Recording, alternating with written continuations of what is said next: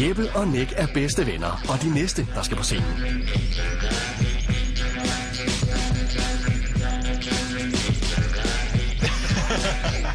Hvor er det fantastisk. Vi er varmet fuldstændig op, drenge. Klar. Der er 3 dommer dernede. Værsgo. Værsgo. Så skal I helst.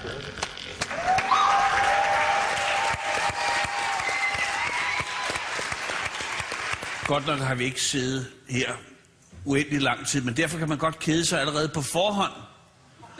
Og jeg vil sige, at på baggrund af hvad jeg ser foran mig her, der keder jeg mig allerede frygteligt. I har stået derhjemme og tænkt, lad mig tage en rød hat på. Og hvis du tager en rød hat på, så tager jeg en høj sort hat på. Men jeg glæder mig allerede til voteringen. Lad mig sige det på den måde. Kom i gang, drengen, og spil ikke min tid mere. Sådan.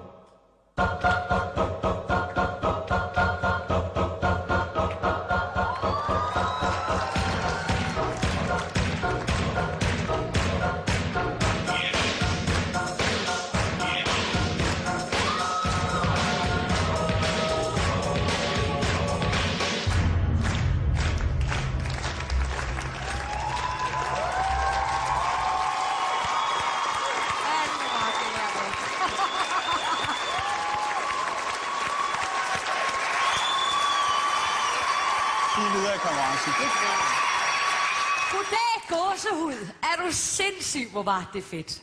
I er så overlegne, og jeg elsker sådan noget. Det var bare overraskelsesmomentet, der var surprise i det. I er så knalddygtige, altså. Det er helt vildt. Jeg er solgt. Tak. Det er således, at frøken Stein nogle gange lader følelserne løbe af med hende. Derfor er det godt, hun sidder sammen med nogle strikte herrer, som ikke lader sig rive med af pøblen, der applauderer. Men det er krafteddermame godt, det I laver. Det må jeg sige. Ja. Nå. Der kom den alligevel, hva'? Ja. altså bortset fra, I minder mig uheldigt meget om nogle rigtig beskidte drømme, jeg har. Ej, Hvordan er det at være inde i Martins Hals hoved? jeg tror ikke, der er så meget plads.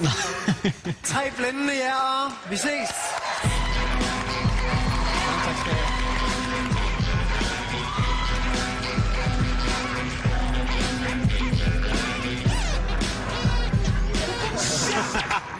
Hvor drenge, super fedt. Tillykke.